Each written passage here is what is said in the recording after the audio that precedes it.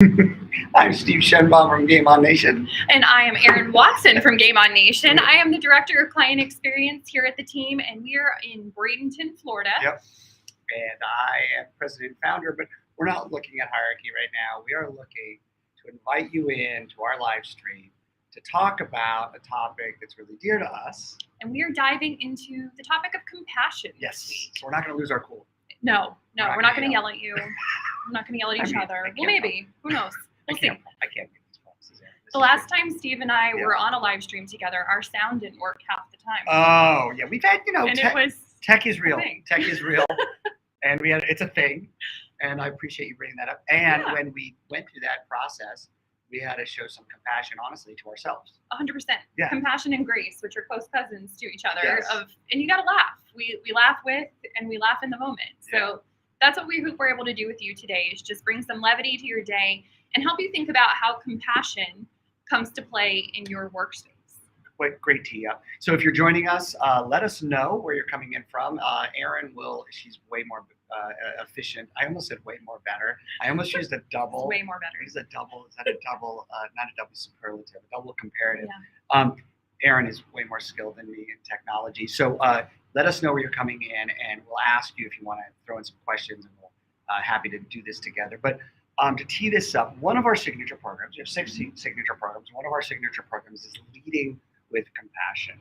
Yeah, and we're kind of on a journey. We've just relaunched our website, so if you haven't checked that out, GameOnNation.com. We've already spent some time talking about cultivating authentic connection, which is one of our signature programs, inspiring creative collaboration, and now we're here at Leading with Compassion, which is a cool level up on those 2 other programs. I agree. And as Erin and I were talking off camera about sort of our take on this, and we don't have like a hot take. That's the other thing. I don't want it to be like, this is our hot take opinion. It's about a discussion. I think it's important for us to define what these words mean. You know, a lot of these titles are only titles if we don't really understand the meaning of these words and be clear in those definitions as we teach them. Absolutely. So as we think about leading with compassion, I think it's important to kind of break down from Game On lens what we mean by that. So I'll go ahead and throw the question. Yeah. How would you define compassion? What does compassion look like? That's good. That was part of like the blog I wrote to tee this up. I think of it 2 ways. Okay. I think of it as how we can be compassionate to ourselves, and then I also think of it how we can be compassionate to others. And so I will usually go. I'm kind of a wordy. I will go to like the root definition. So I'm not. I don't speak Latin. But does anyone speak Latin? Come on. My mom took many, many years of Latin and can actually go to like Latin derivatives of words. She's kind of like the guy on my Big Fat Greek Wedding, like the root of every word is really Greek funny. kind of vibes. Yeah. Great callback. If you has nothing to do with the topic, Big Fat Greek Wedding, it came out like in the 90s. So good. I have a good Nia story. We'll talk about that at the end of this. End of this live stream. Remind me about Nia. I would, yes. Nia Vardolis, who wrote that. And she's hysterical. She also my life in ruins, which is also hysterical, but that's a different blog. Oh my God. No, this is good. When you give people compassion and you give yourself compassion, there's actually freedom to have fun and joke around and have levity. That is, so we're not way off track. But, I think compassion, the word passion is in there, which is interesting. And I think it's when you are with passion, when you are treating someone with heart. I think that's one that that's the way I think about it. When you're treating someone with heart, which begs the question, what does that even mean? But I'll throw it back to you. So that's how I see it, like with heart, with passion. And because I think calm is with or to or with. And so how about you? What's your thought? I think compassion is when we show care and understanding. It's empathy and action in a lot of ways. Yeah. So that's how I see compassion is that moment of relation and how we relate to that person. How do we support that person? And then compassion with ourselves is understanding that we don't always have to get it right. It's not always going to be perfect. Like I said, it's a close cousin with grace. And if we can show ourselves compassion instead of trying to constantly go for perfection, that's good. We're going to be taking care of our heart. We're going to be taking care of our mind, which is where we can lead with clarity from. Well played, right there.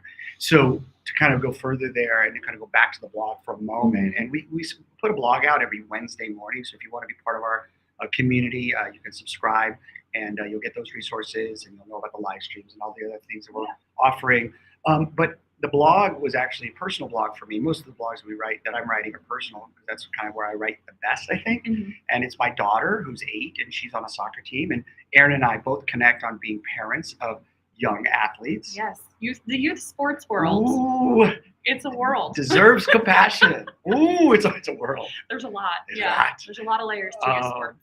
And as we enter that space, Erin has 3 little boys and I have 2 little girls. And a coach of my daughter's team I like him a lot. I think he's a really good coach, but he's got an intensity about him. Yeah. And I appreciate that. So I looked at it from this lens. I actually took a picture of Coach Jason and my daughter, and she doesn't play all the time because she's not the best player on the team. It's reality. She's the littlest, but she's fierce. She may be little, but she is fierce. Oh, she is. Yeah, it's so good. And Jason is a picture of him leaning down and kind of coaching Bailey as she's on the sidelines waiting to get in. And that is one definition of compassion. That I saw compassion there, where he's not gonna put his arm around the kids all the time. He's not gonna try to be their best friend. Mm-hmm. He's not gonna try to be their pal. So that kind of lends another conversation that talk about with leading with compassion is how can we be compassionate without trying to just tell people what they want to hear, and instead maybe focusing, can compassion exist? So a question for community and for Erin and for me, can compassion exist? And it's a kind of rhetorical question where we also can go from telling people what they want to hear to being firm and tough at times and telling people what they need to hear. Absolutely. That's the thing I'm struggling with. Yeah. So I have a youth sports story related to this. So my son is in Little League right now, and he is good. And I say that objective. I'm trying to say that as objective. I said it. He's not my kid. He's really good. He's just very athletic. Yeah, and he's a retirement player. Sorry, that's 100%. Too much. His coach has been with him. I think we played with the same coach for about 3 seasons now. And the thing to know about my son is some kids are out there to play to have fun. Yeah. And some of them are out there because they think this is a tryout for the race. And my kid is that. He takes it so seriously, and every moment is a serious moment for him to where I kind of get concerned as a parent. It doesn't look like fun to me, but it's his version of fun. So I say all that to say the other night at practice, he's one of the pitchers. And every practice, his coach has them do a pitching competition to see who is going to be starting pitchers for the games that week. Sawyer didn't make the cut this last week. He was just throwing some wild pitches, and he gets very emotional and very upset. And his coach had that moment with him where he could have been kind of coddling him and it's okay, it's okay. He took a position of, hey man, we need to learn how to control those emotions. Good. And get those in check. How did Sawyer respond to that? I would say he didn't handle it awesome, but it was he needed to hear it though. Yeah, he needed to hear that from someone who wasn't his mother. Yeah. Quite frankly, because I'm the one who's always like, we need to work on our combat breathing, dude. We need to take some deep breaths. But his coach telling him that was something different. But I thought this was interesting. His coach texted me later that night to check on him. That's the compassion moment. His coach texted me later and was like, hey, I know Sawyer took that really hard and he takes it so seriously, but I just wanted to check on him. This is huge. It was awesome. It connects to, and we didn't plan this transition. The program we teach in Leading with Compassion, the acronym we use for that curriculum is CARE. Mm-hmm. You know, and when you talk about the definition of compassion, and we all may see it a little differently, one thing that I think is a common denominator is you've got to care. Absolutely. You do. That is this, and he cared. Now, people show their care in different ways. So this coach was maybe a little firm. We're talking about youth sports, by the way, too. So we also have to earmark. You have to meet the audience where they are. Totally. So we will connect this back to the corporate world, which a lot of our subscribers and our community are a part of. Right. But he cared enough to reflect and then follow up. That's huge. So he was hard on him in the moment and then followed up afterwards to make sure he was okay. And I think we can do that as leaders too in the workplace, to be firm, to not sometimes enable some of the things that we see, but then you can always check back in and be like, I know that was a hard discussion. How are you doing okay right now? Actually, that's nice. I really encourage that. And just to go over the acronym so everyone's clear on it. If you're just joining us, we're talking about leading with compassion and the challenges, but also the excellent growth that can come from it. Absolutely. Communicate is the C, awareness is the A, respect is the R, and empowerment is the E. And those are 4 components. There's many others. Those are the 4 components that when we teach leading with compassion, we really try to lean on. So Erin, you brought up something interesting. We're talking both of our children are in youth sports. So, let's think about you talked about your son is like thinking about baseball. I want to be in the pros. Totally. There's other kids that are like having fun with it and just out there. They're and there to have fun. There you go. Let's switch this for a second. Yeah. To talk about how we need to think of that differences in the workplace. Sure. There are people that have different stakes within the company. Absolutely. There are some folks that are in there and they're going to do everything they can to grow the business in a certain time period, and they're clocking in and they're clocking out, and it's not their life, and that's okay. It is okay. And I think the thing that we're trying to achieve with him, and I try to achieve in the workplace for myself, is that moment of balance. Where can I find, or flow, as we like to call it, because it can't always be in perfect balance. Right. But how can I find the moments of joy and fun while also taking things seriously? There has to be a little bit of both. Yeah. There has to be the horsing around in the dugout and having fun with your buddies, and then game time on the field. Yeah. There's those two different moments that we have to learn how to ebb and flow through as professionals and to intentionally make space for. So, as we're committed to our workplaces, how are we finding those moments when we can bring joy and levity, especially in positions of leadership, to sit around and laugh and then move into business? Yeah. And I'll add another element to that. And this is where we're kind of getting into some good to do's. Because we want to share practical, tangible techniques. And I will go back to the sports analogy. So our coach in soccer, he actually coaches the kids a little differently. He's got 2 sons on the team. Okay. And then there's some different ages. It's 10, 9, and 8. And in that age range, that's a big difference. You've got boys and girls too, right? Exactly. It's It's co-ed. Okay. 8-year-old and 10-year-old, way different. But I want to connect this back to the workplace. When we talk about, Aaron and I are colleagues, when we talk about being compassionate to our teammates and compassionate with leaders, I think we also have to start to take into consideration the people that we're talking to, and where are they? Where are they in the company? What is their communication style? Sure. What is the way in which they appreciate to receive feedback? Yeah. And I think those are. It's hard as you get a larger team, but I think those are really, really important elements, because Coach Jason is going to talk to his 10-year-old son a little differently, with compassion, but differently than he's going to talk to my daughter, because he's got common sense in discernment. Absolutely. And taking that time and intentionality, and as we talk through commitment, awareness, respect, and empowerment, if we get to know people's language, we get to know how to learn what makes them tick, what motivates them, we can be more effective leaders. Because if we're able to speak the same language, if we're able to, some people need a lot of praise and accolades and acknowledgement, whereas some other people want to fly under the radar. So how are we taking the care and time and intention to get to know where to meet people and what they need? Confession. So, Confession. Go for it. Confession time. All of a sudden I was it's time. Whoa. Light confession. There have been times where I have, under the guise of compassion, I have tried to be there for someone. And maybe this is also a question for our community, when in actuality, that's not what they needed. Sure. And going back to Aaron's example, if the coach called you, that worked. He has a relationship with you. It's a small community. You're talking about a young child, and called the parent, right? Yeah. But you can't always run that play. No. Leaders doesn't mean you call up your coworker at 9 at night Right. to make sure they're okay. That could cross boundaries. Right.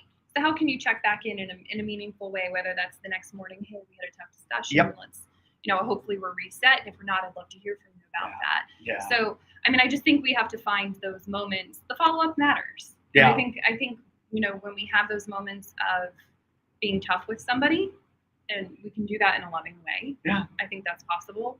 But how do we reflect and come back around to it? So thank you for that. That's the way. We're not filming this, all right? We're live. Awkward. So we're not filming, it's live. Yeah, Fair. exactly. It's fine. So here's something else that I teed up in the blog, and I wanna discuss it. I value Erin's opinion on things and her perspective, and we value you from the community. So if you have questions, you want to throw in a chat or even a take from your lens, we'd love to hear it.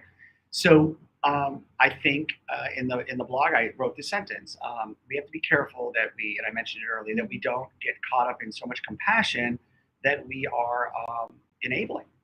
Yes. That's heavy. And I actually didn't use that word in the blog. I'll be honest with you. If you read the blog, I said we've got to make sure that we don't get caught up in telling people what they want to hear, and then lose that opportunity to tell people what they need to hear. her. And I think, and I will again confess, in the desire to be compassionate, there are times, and I'll say this as a parent, that I will allow my children more leeway than maybe was necessary. Sure. And I'll miss a correction moment because in my mind, I'm like, oh, I'm being compassionate. What I'm really doing is allowing poor behavior to continue. Absolutely. And I think chop that up. Exactly. Well, you can correct with compassion too. I mean, I think is the thing is to say, it's that expression of like, I love you too much to leave you right there. Say, well, that's good. I love you too much. I love you too much to leave you right there. So I care about you too much to leave you in that. So let's figure out how we can move you from that into a better place. I think that's kind of the way I try to parent. It's the way I try when I'm in the professional setting where something hasn't gone quite right. Like, so how can we move this together? So I think that collaboration moment, but you do have to be firm, and that can be a little intimidating. If you're someone who doesn't love confrontation, it can feel like confrontation. Yeah. But one of the exercises that we do at Game On is objectives. Nice. And that's where we pick one positive word that we want to try to make somebody else feel. Even in a tough conversation, you can be trying to make someone feel something positive.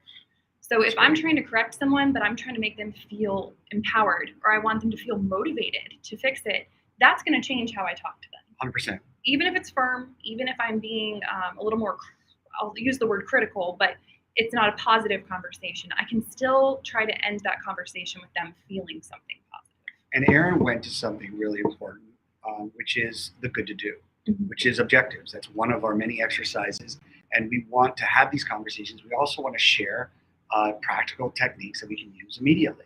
So again, just to reiterate that, just one word, positive, that you're trying to make another person or a group of people feel, which also kind of leads me, excuse the pun, to the actual title again of the session and discuss that for a second. Sure. Yep. It's lead with compassion. So one other way to look at it, we talked about the definition of compassion and what that means to us, but also I just thought of this as you were sharing objectives, is maybe another way to look at this is how we must start compassion. You know, when you say lead with compassion, some people might interpret that as a leader, be compassionate. Right? Absolutely. Lead with like lead with inspiration. And it could be like, all right, when I'm leading people, I'm going to inspire them. When I'm leading people, I'm going to be compassionate. And actually, I'd like to flip it and think about it as if we start, meaning lead, start with compassion, we may be in a better position then to speak life into people, to speak constructive critique into people, and to lead well. I don't know, just a thought. Well, and also starting from the place, we talk about, giving the benefit of the doubt. We live in creative spaces here at Game On, and sometimes an idea will come up and we're kind of like, Right. But if you give that benefit of the doubt, I think that can be also a close cousin with compassion. It's like, we had a weird hop in the office yesterday, not internally, but with an external situation. And I immediately my brain went to like the worst, where I was like, oh my gosh. But if I stopped and thought about it and gave the benefit of the doubt, I'm like, well, maybe they thought this. And it changed everything about how I saw the situation. So how can we start from the benefit of the doubt, which can also be compassion, to lead into a more positive conversation? It changes our mindset. The only thing we can control in situations is our response and reaction for the most part. It's true. So how can we set that from the very beginning and lead with compassion, or lead with benefit of the doubt, lead with positivity? Yeah, let's keep going there. So you replace that word lead with start for a moment. So we're not thinking just lead as leadership. And I don't want to be negative, but I think a way to flip it is, if we don't start with compassion, let's talk about where the gap could be filled. Again, kind of in confession mode right now. Do as I say, not as I do. But no, we're all human and we make mistakes. If you don't start with compassion, let's think of other ways that could be filled. Like, all of a sudden I can start with like just disrespect. That was bad. Imagine walking to a meeting and that's the first thing you hear. That was awful. Yeah, I could start with impatience. Again, where there's a gap, something will fill it. And so I can start with, and I've done it, I can start with rushed. I can start with haste. I can start with impatience. I can start with frustration. And let me tell you, leaders, when we start there, whether you use words or not, it's pretty clear to the team that is reporting to you where you're starting from. Yeah. And on the other side, so there's always two sides in a human interaction, right? And I think sometimes, you know, in those moments where we might be starting with frustration, the recipient also has to have some compassion too. That's true. I think, I mean, that's, as leaders, we need to set the tone and example. But I think sometimes if there is an emergency situation or something that is coming across the desk kind of frantic, and we come out frustrated, then we need to, on the other side of that interaction, have a little compassion of like, that would be frustrating. How can I support you? Good. In figuring out that piece. So, I mean, that's always the tricky thing with just human interactions in general. You're dealing with humans and real flaws, and that's where compassion can become incredibly important to fill that gap, to your point.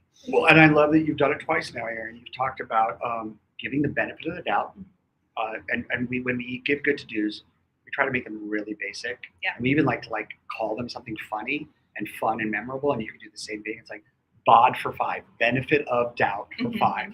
And that could be benefit of the doubt for 5 seconds, benefit of the doubt for 5 minutes, benefit of the doubt for 5 hours. It's up to you on using your common sense during that interaction. Yeah. And then Erin also mentioned objectives, one word that you are trying to make the other person feel. Imagine if we just put that into the equation. And let's be honest, easier said than done. Yeah. We're sitting here casually, well lit, on a live stream.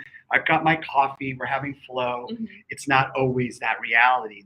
There's things that happen. There's difficult calls. But if we start with the benefit of the doubt and a word you're trying to make others feel, and you think of lead as starting with compassion, I think we may be in a better place to authentically connect. I agree. And it jogged another story in my brain. I feel like I'm really throwing my kid under the bus, especially the older one. But he's great, and he's truly a really good and he's a good kid. So yes, and that's where these things become hard, difficult. And we have employees that we know are really good people who sometimes just mess up, and that happens. We're human. Yes.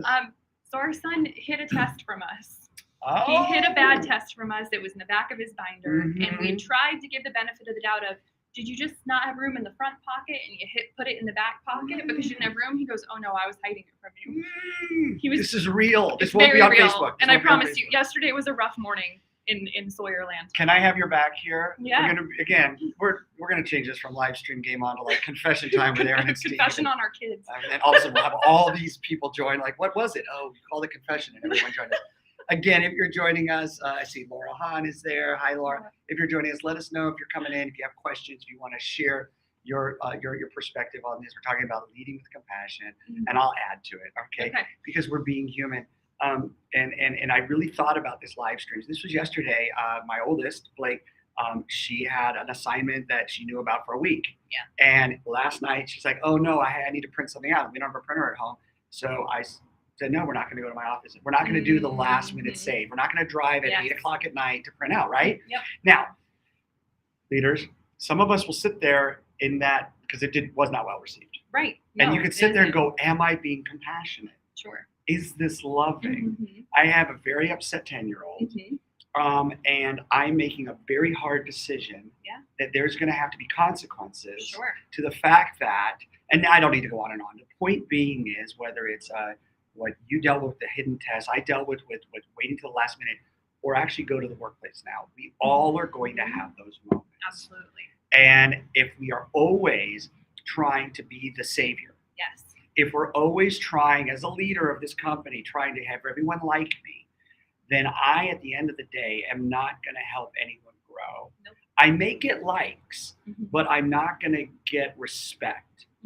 Because there are times where we have to, and I'm getting this pretty serious now, where I'm going to say no. I mean, truly, in my heart, Erin, I wanted to go to the office. I wanted to print out this thing because I don't want my daughter to go to and have an assignment unfulfilled. Yeah, but if we jump in every time and correct instead of either empowering or having them understand what a consequence is. Yes. You don't learn the stove is hot unless you touch it. You know what I mean? True. Those kind of moments. You can have someone tell you. Yeah. You know. So, but that all of that's to say, we also tried to start from the benefit of the doubt and say, no, I was hiding it. So where we respected the end honesty, the benefit of the doubt didn't play out. So there had to be consequences. Yep. And then to quote your coach, and then maybe take it a little time and then follow up. Yeah. You know, that's the other thing as leaders. Again, we're not just talking from a parent perspective. This all connects, whether it's parenting in relationships, Mhm. nieces and nephews, family members, friends, or your staff members. What Aaron's son's coach did was firm with him on the pitching situation, Sure. but then followed up with a call when the time Is was he right. cool? Is he okay? Is Yeah. he good? So, in again, consequences are just a natural reaction to the circumstance that happens, Mhm. and I think we're all aware of what those usually are. And as leaders, we curate that in some ways, but how can we punctuate it with compassion? How can we help people understand that I'm not doing this just to punish? I'm Yeah. not doing this. This is just a natural consequence of what happened, and here's how we're going to work through it together. I love it. And we did. We followed up with Blake the next day and said, I hope you understand. Mhm. And she was okay. But Yeah. in that moment, it was not fun. Mhm. And I don't like not fun. I don't like that. I don't like not fun. I don't like being a fun sponge. I like being the I call it favorite. the fun vacuum. Fun vacuum. Yep. No one wakes up and says, can't wait Just to suck the correct fun out of people. this day. I'm going to be the wettest blanket you have ever seen today. Oh. Yeah, no. So anyway, that's really what we want to kind of like share is just don't think of lead with compassion as just being a leader. Think of lead with compassion as starting with compassion. And I'd add, and Aaron, you can throw in anything you feel like you want to like amplify. But I also would say that I'll lead with compassion. Don't leave that alone. Let there be other factors that come into that after you've started with compassion. So after Absolutely. starting with compassion, think about boundaries. Sure. Think about discipline. Think about structure. Think about rules. Think Yeah. about consequences. Those are not as dynamic Mhm. words as compassion. Compassion is a really wonderful word, and it belongs on a poster. Mhm. But also, there's substance that needs to happen behind it. And Yeah. to drive it back to our Game On program, we leverage that through the CARE acronym. Yeah. So we talk about commitment. So we're committed to the people who work for us. We're committed to make sure that they succeed and thereby our business or company succeeds. Yeah. But we also have to have awareness, Yep. awareness of what their needs, awareness of their language, awareness of what makes them tick and work. We have to have respect for them, respect for ourselves, respect for the organization. And then lastly, that empowerment moment Mhm. of how are we motivating people? How are we encouraging them to understand that although there are going to be difficult hops, we punctuate those with compassion in our culture. I really think that you're putting yourself. I can't say you won't lose, but you're putting yourself in a really, really advantageous place, and you're putting anyone that you're leading in an advantageous place. Mhm. If you start/lead with compassion and you think about what Aaron just ran through, commitment, awareness, respect, empowerment, it puts you in a place where you'll be able to honor others and at the same time help them grow. So Because we never want to leave people where they are. So how do we So help good. people grow? good. Well, we hope you enjoyed this time. Again, we're here every Thursday at 11:30. We want to encourage you to jump in. If you're not able to be here in real time, you can always find us after the fact on Facebook, YouTube, LinkedIn. And I just want to make sure that you feel like part of this community. So we want to encourage you in the future to jump into the comments, make sure that you're sharing with us, and we'd love to hear from you as we continue on these conversations through the end of the year. We're getting close to that. So we're doing this crazy. every Thursday. Talk about consistency. Yeah, We'll do it's been a one win. one on consistency every Thursday, 11:30 a.m. Eastern. Have a wonderful rest of the day. Start and lead with compassion.